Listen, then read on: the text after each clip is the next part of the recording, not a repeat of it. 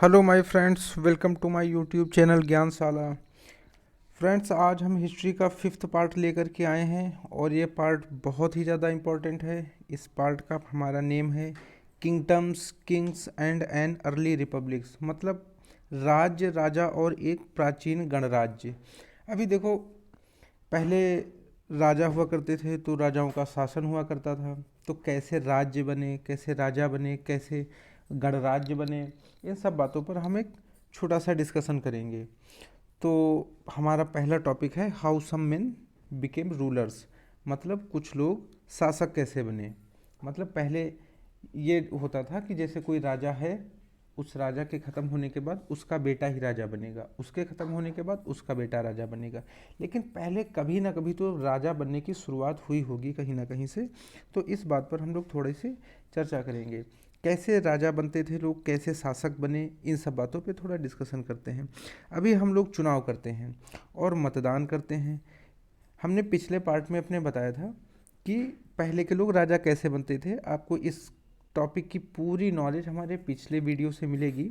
लेकिन अभी देखो, हम लोग क्या करते हैं, ईवीएम में जा कर के वोट डालते हैं या बैलेट पेपर पे वोट करते हैं। हम पता करते हैं कि हमारे किस लीडर का क्या सिंबल है, वोट सिंबल क्या है। तो जा कर के इस तरीके से इलेक्शन कमीशन एक कमेटी बनाता है, वो लोग बूथ पर चुनाव करवाते हैं, फिर हम लोग जा कर के वोट करते हैं और हमारे लीडर्स डिसाइड होते हैं।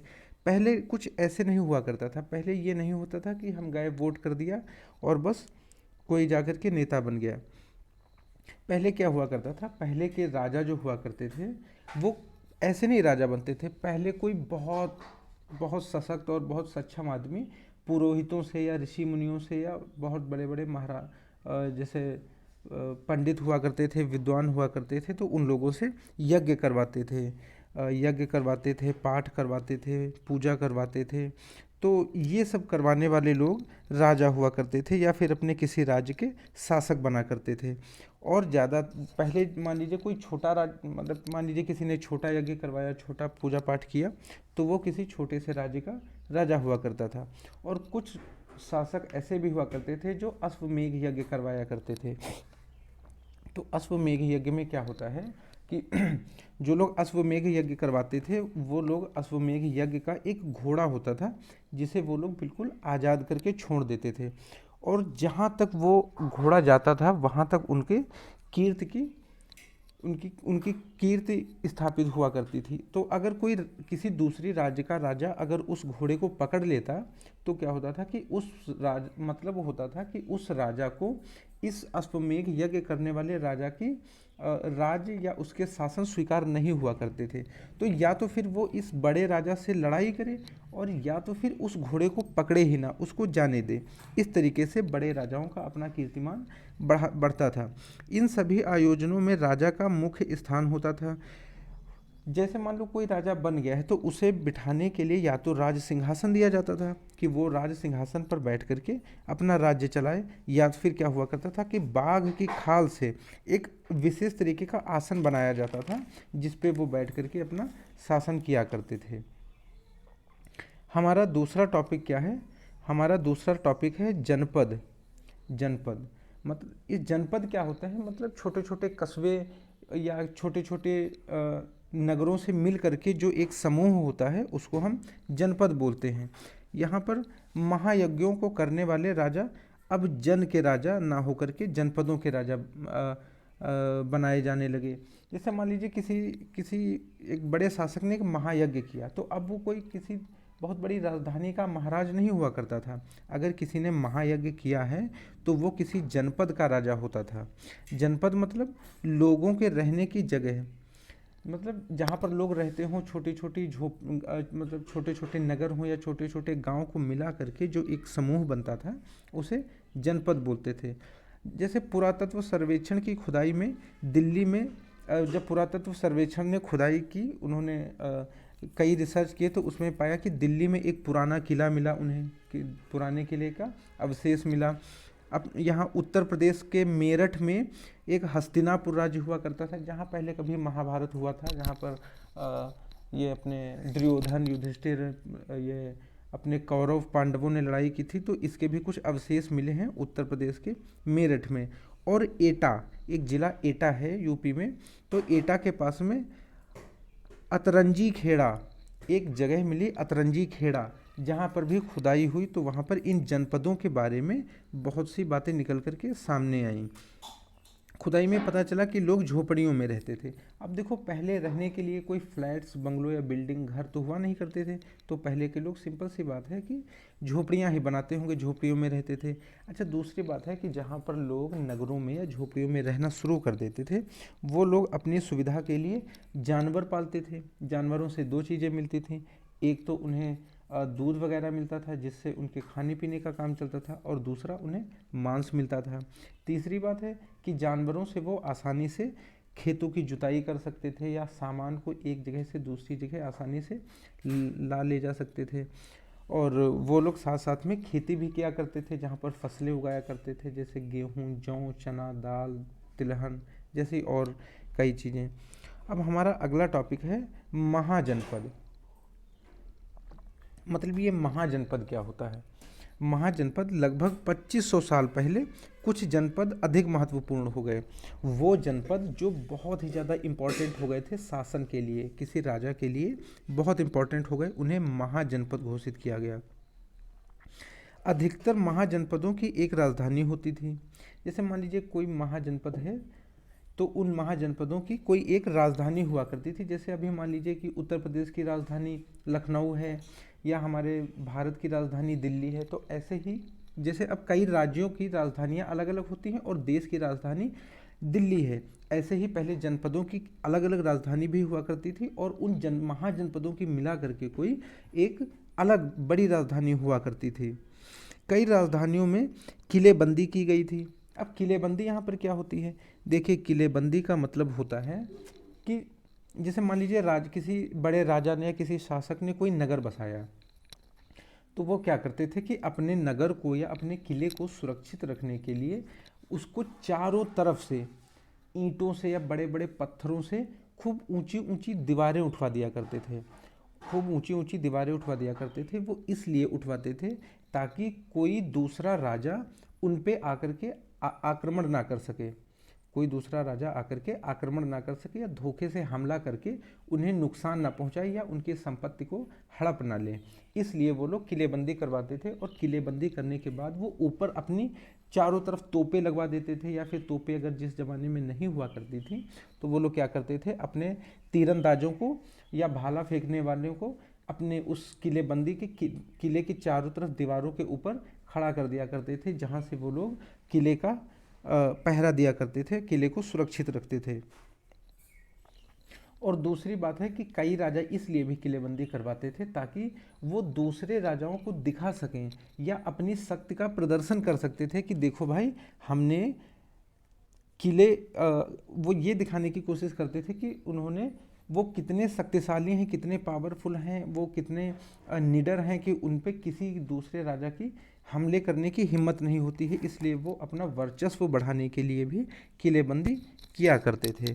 अब देखिए, हमारा अगला टॉपिक है टैक्सेस, मतलब कर देना। कर देना या कर वसूलना, टैक्स पे करना। जैसे आज के टाइम पे क्या है, ज़्यादातर कंट्रीज़ में जैसे इंडिया में भी जीएसटी लागू होता है। जीएसटी मतलब गुड्स एंड सर्विसेज टैक्सेस। तो क्या करते हैं कि कोई भी सामान आप खरीदते हैं, बेचते हैं, दुकान खोलते हैं या सामान का लाना ले जाना होता है या कहीं आना जाना होता है, तो उसके लिए हमें टैक्स पे करना होता है। ऐसे ही पहले जनपदों और महाजनपदों में भी टैक्स पे करना होता था। महाजनपदों के राजा विशाल किले बनवाते थे। अब देखो, पहले राजाओं को टैक्स की क्या ज़रूरत हुआ करती थी? वो लोग क्या करते थे, जो राजा हुआ करते थे या शासक होते थे, वो बड़े बड़े किले बनवाते थे, खूब बड़े बड़े दुर्ग बनवाते थे अपना वर्चस्व बढ़ाने के लिए। तो उस किले की रखवाली के लिए उन्हें एक बड़ी सेना की ज़रूरत हुआ करती थी। अब उस सेना के रख रखाव के लिए भी जैसे हथियार लेना, औजार बनवाना या उनके कपड़े देना, उन्हें खाना देना, इन सब चीज़ों की ज़रूरत होती थी। अब बड़े से किले में कई ऐसे दास हुआ करते थे या कई कारीगर हुआ करते थे जो उसकी डेकोरेशन के लिए या उसकी सजावट के लिए या उसके रख रखाव के लिए, सुरक्षा के लिए बहुत से काम करते रहते थे। तो इन सब चीज़ों में क्या होता था, धन खर्च होता था।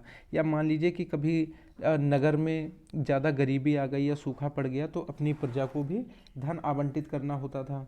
या कोई दूसरा राजा हमला कर दे यहाँ पर छीनने के लिए, तो उनसे लड़ने के लिए धन की ज़रूरत हुआ करती थी। तो इसके लिए राजा क्या करते थे, कर वसूलते थे। अब ये कर वसूलते कैसे थे,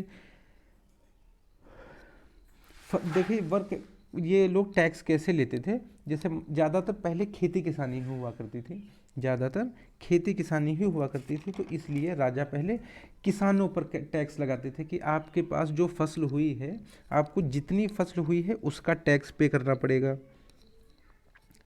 फसल का टैक्स पे करना पड़ता था। और दूसरी बात है, लोग जानवर पालते थे, मवेशी पालते थे, पशुपालन करते थे, तो उन वो पशुओं के पालने पर भी टैक्स लगता था।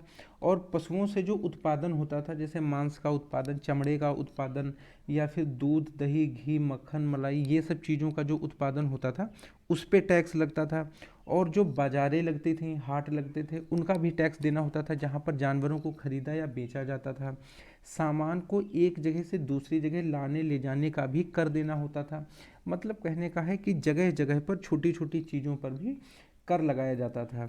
अब जैसे व्यापारी हैं, एक सामान को खरीदा, वो कहीं दूसरी जगह ले जा कर के बेचेंगे तो किसी बाजार में ही, तो उस बाजार में भी उन्हें कर देना होता था। ऐसी कई जगह होती थी जहाँ पर कर वसूली हुआ करती थी। जैसे कई घाट हुआ करते थे, उन घाटों पर आने जाने के लिए कर देना होता था। या कहीं कहीं पर पानी के अच्छे स्रोत होते थे, तो उन स्रोतों पर भी पानी लाने ले जाने के लिए लोगों को, अपने राजा को कर देना होता था। तो इस तरीके से राजा क्या करते थे, कर वसूलते थे। और फिर वही कर अपने किले पर उसकी सुरक्षा बढ़ाने के लिए या लोगों की सहायता के लिए वो कर बाद में आवंटित करते रहते होंगे। अब हमारा अगला टॉपिक है चेंजेस इन एग्रीकल्चर, मतलब कृषि में क्या क्या परिवर्तन हुए, क्या क्या बदलाव आए। अब पहले कुछ दूसरे तरीके से खेती किसानी हुआ करती होगी, अब कुछ दूसरे तरीके से खेती होती है। तो इस पे हम लोग थोड़ा सा डिस्कस करते हैं। इस युग में कृषि के क्षेत्र में दो बड़े परिवर्तन आए। मतलब आज के टाइम पे जो एडवांस टेक्नोलॉजी आई है एग्रीकल्चर के लिए, तो उसमें कुछ दो बड़े बड़े चेंजेस देखने को मिले। पहले क्या होता था कि जो खेतों की जुताई होती थी, तो उसमें जो हल लगाया जाता था, उस हल में क्या होता था, जो फल होता है जो मिट्टी के अंदर लगता था, जिससे खेत जोता जाता था, तो उसमें लकड़ी का हिस्सा लगाया जाता था, जो धीमे धीमे जानवर आगे मवेशी खींचते रहते थे, और पीछे कोई किसान उसको पकड़ करके मिट्टी के अंदर गड़ा करके चलता रहता था, उससे फसल उगाई जाती थी।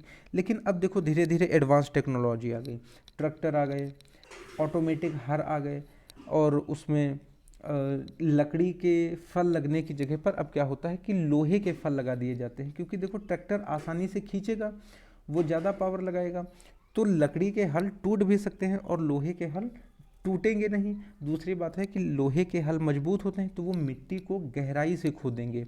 तो इससे क्या होता है कि फसल को अच्छी तरीके से उगाने में मदद कर मिलता है और अच्छी फसल होती है। अब पहले अच्छी उपज नहीं हुआ करती थी, क्योंकि मान लीजिए एक छोटा सा खेत का टुकड़ा जोतने में ही कई दिन लग जाया करते थे, और अब एक छोटा सा खेत का टुकड़ा जोतने में केवल कुछ मिनट ही लगते हैं। ट्रैक्टर वाला पहुंचा, तुरंत जोत करके वापस आ जाता है। तो इस तरीके से हमारे जो एग्रीकल्चर है उसमें धीरे धीरे कुछ चेंजेस देखने को मिले। दूसरा, इससे फसलों की उपज बढ़ गई। अब देखो पहले जैसे कहीं कहीं पर जुताई होती, कहीं पर जगह ज़मीन छूट जाती थी, तो अच्छी फसलें नहीं हुआ करती थी। अब धीरे धीरे क्या होने लगा कि जब लोहे के हल से जुताई होने लगी या ट्रैक्टर से जुताई होने लगी, तो अच्छी अच्छी फसलें होने लगीं, कम समय में फसल हो जाती है और खेत भी कम समय में तैयार हो जाते हैं, जिससे खेत को तैयार करने में, फसल उगाने में, इन हर चीज़ों में बहुत आसानी होती रहती है। अगला टॉपिक है एक क्लोज़र लुक, मतलब एक सूक्ष्म निरीक्षण, किसी चीज़ के बारे में एक शॉर्ट में उस पर डिस्कशन करना। तो इसके लिए हमारा पहला टॉपिक है मगध। पहला टॉपिक क्या है, मगध। लगभग 200 साल पहले, मतलब 200 साल के भीतर मगध सबसे महत्वपूर्ण जनपद बन गया। अपना जो एक राज्य था मगध, उसका नाम था, वो सबसे इम्पोर्टेंट जनपद बन गया। उसका एक खास कारण ये था कि वहाँ पर गंगा और सोन जैसी नदी मगध से होकर के बहती थी। जैसे गंगा कितनी मशहूर नदी है, सिर्फ हिंदुस्तान में ही नहीं दुनिया में मशहूर है, और उसी की एक और पास में नदी बहती थी, सोन नदी। तो ये दोनों नदियाँ क्या थीं कि मगध राज्य से होकर गुजरती थी, तो वहाँ पर आसानी से पानी की सुविधा उपलब्ध थी। लोग वहाँ पर पीने का पानी आसानी से पा जाते थे, रहने खाने नहाने के लिए पानी मिलता था। दूसरी सबसे बड़ी बात है कि खेतों की सिंचाई के लिए आसानी से पानी मिल जाया करता था, जिसकी वजह से अच्छी उपज हुआ करती थी। मतलब कहने का है कि वहाँ पर बारिश का इंतज़ार करने की ज़रूरत नहीं हुआ करती थी, सही तरीके से पानी मिल जाया करता था। दूसरा है कि वहाँ पर यातायात मतलब आने जाने के अच्छे रास्ते हुआ करते थे, आसानी से लोग एक जगह से दूसरी जगह आ जा सकते थे। और वहाँ पर यातायात के लिए साधन भी मिल जाते थे, मतलब जैसे बैलगाड़ी हुई या खच्चर हुए या गधे हुए या घोड़े हुए, इन पर बैठ करके लोग आसानी से एक जगह से दूसरी जगह आते जाते रहते थे। और यहाँ पर पानी का जो आवंटन था, मतलब पानी को एक जगह से दूसरी जगह शेयर करना बहुत ही आसान था, क्योंकि बड़ी बड़ी नदियाँ बहती थी मगध में, तो काफ़ी सुविधा हुआ करती थी। और अब सबसे ख़ास बात है कि यहाँ पर ज़मीन बहुत ही ज़्यादा उपजाऊ थी, आसानी से फसलें उगाई जा सकती थी और उनकी सिंचाई होती रहती थी, समय समय पर अच्छी अच्छी फसलें मिल जाती थीं। अगली बात है कि यहाँ पर पशुपालन भी बहुत अच्छे तरीके से हो जाया करता था, क्योंकि जानवरों को पालने के लिए पानी आसानी से मिलता था। दूसरी बात है कि मगध का एक बहुत बड़ा हिस्सा जंगल में था, मतलब उस मगध में एक बहुत बड़ा जंगल भी हुआ करता था, जहाँ से आसानी से जानवरों को खिलाने के लिए घास या पत्तियाँ मिल जाती थीं। तो और दूसरी सबसे ख़ास बात है कि उस जंगल में जानवर या मवेशी भी बहुत आसानी से मिल जाया करते थे। तो क्या होता था कि उन जानवरों से, जैसे हाथी हैं, घोड़े हैं या गधे हैं, इस तरीके के जानवरों को पकड़ करके लाया जाता था। तो जैसे हाथी हैं, घोड़े हैं, इन्हें प्रशिक्षण दिया जाता था, इनकी तैयारी करवाई जाती थी, ताकि ये लोग आसानी से युद्ध के लिए तैयार हो सके, और फिर उन्हें सेना में भर्ती कर लिया जाता था, वो लोग आसानी से युद्ध में सहयोग कर सकते थे। दूसरी बात है कि जंगल से आसानी से लकड़ियाँ मिल जाया करती थीं, जिससे घर में जलाने के काम आती थीं और झोपड़ियाँ बनाने के काम आती थीं। उन लकड़ियों से घर भी आसानी से बनाए जाते थे। अगली बात है कि उन लकड़ियों से क्या होता था, रथ तैयार किए जाते थे, जिन्हें जानवर खींचते थे और उस पर लड़ाकू सैनिक या बड़े बड़े जो राजा महाराजा या युद्ध करने वाले होते थे, वो उस पर रथ पर जा कर के दूसरी सेना से लड़ाई किया करते थे। तो इसलिए इन सब बातों की सुविधा जो वहाँ पर उपलब्ध थी, इसलिए मगध बहुत कम समय में धीरे धीरे बहुत ही महत्वपूर्ण जनपद बन गया था। अब उसी मगध के पड़ोस में ही एक छोटा सा एक और दूसरा राज्य था, उस राज्य का नाम था वज्जी। मगध के पड़ोस में ही एक अगला राज्य था, उस राज्य का नाम था मज्जी। उस राज्य में खास बात क्या थी कि वज्जी मगध का नज़दीकी राज्य था, जिसकी राजधानी वैशाली बिहार थी, जिसे आज के टाइम पर हम लोग क्या कहते हैं, बिहार बोलते हैं। यही बिहार एक टाइम पर वज्ज की राजधानी हुआ करता था, जिसे पहले वैशाली नाम से जाना जाता था। यहाँ एक अलग किस्म का शासन व्यवस्था, देखो बाकी सारे स्टेट्स में या सारे राज्यों में, जनपदों में या महाजनपदों में सभी शासनों के, सभी राजाओं के, शासकों के अपने अलग अलग रूल्स या कानून हुआ करते थे। तो इसी तरीके से वज्ज में भी एक अलग तरीके का शासन था, एक अलग तरीके की शासन व्यवस्था हुआ करती थी। उस शासन व्यवस्था को बोलते क्या थे, उस शासन व्यवस्था को गण या संघ कहते थे। क्या बोलते थे उस शासन व्यवस्था को, गण या संघ कहते थे। अब गण या संघ में कई शासक होते थे। जैसे आज के टाइम पर मान लीजिए कोई मिनिस्ट्री है, तो वहाँ पर क्या होता है, कोई पार्टी है तो उसमें कोई एक मुख्यमंत्री होता है, फिर एक गृह मंत्री, रक्षा मंत्री, दुनिया के तरीके के कई तरीके के मंत्री हुआ करते थे, जो अलग अलग मंत्रालय संभालते थे। क्योंकि देखो किसी एक ही मंत्री के लिए सारा काम हैंडल कर पाना मुश्किल होता है, आसान नहीं होता कि कोई एक ही व्यक्ति या एक ही मंत्री सारे मंत्रालय संभाले। तो इसीलिए पहले वज्ज में कई, मतलब उस संघ में, उस गण में कई शासक हुआ करते थे, जो अलग अलग क्षेत्र में या अलग अलग विकास के लिए विस्तार करते रहते थे। जैसे किसी को कोई काम, कोई शासक है तो उसको किसी दूसरे काम में उसने विस्तार किया, कोई दूसरा राजा है, शासक है, तो उसने किसी दूसरे काम में विस्तार किया। तो इस तरीके से जो विस्तार होता था वो कुल मिलाकर के एक राज्य वज्ज के हित में होता था, कहने का मतलब है कि यहाँ पर कई शासक एक साथ काम करते थे, वो अलग अलग तरीके से विस्तार करते रहते थे। फिर वो एक दूसरे से बात करने के लिए क्या करते थे, सभाओं का आयोजन करते थे, एक दूसरे के साथ मीटिंग अटेंड करते थे। किसने क्या विकास किया है, किसको क्या ज़रूरत है, किसको क्या कहना है, क्या सुनना है, क्या बात बतानी है, वो सब एक दूसरे से उसी मीटिंग में डिस्कस किया करते थे।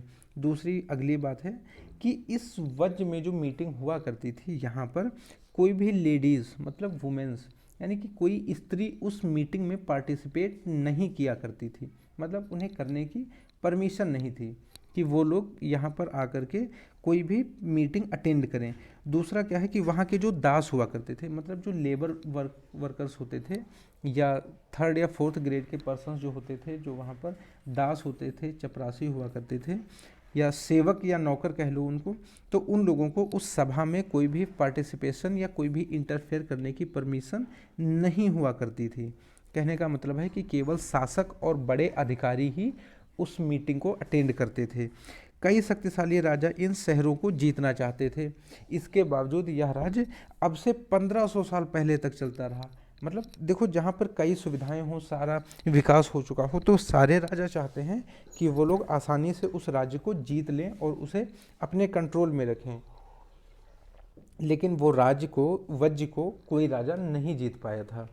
अब से 1500 साल पहले, मतलब आज से मात्र 1500 साल पहले तक ये राज्य स्थापित था, वज्र स्थापित था, कोई भी राजा इसे नहीं जीत पाया था। लेकिन 1500 साल पहले जब गुप्त शासन आया, मतलब जब एक शासक आए जिन्हें गुप्त साम्राज्य कहा जाता था, उन गुप्त शासकों ने क्या किया कि अपनी अच्छी तैयारी करके पूरी तैयारी से क्या किया, वज्र को जीत लिया, हड़प लिया, इसे चारों तरफ से घेर करके यहाँ के राजा को हराया और इसको अपने कब्जे में कर लिया। तो क्या किया कि जो वज्र राज्य था इसे अपने ही शासन में लेकर के, जो उनकी खुद की राज्य हुआ करती थी, गुप्त शासन के कंट्रोल में जो फील्ड या एरिया हुआ करता था, तो वज्र को भी उसी में शामिल कर लिया, उसी में मिला लिया।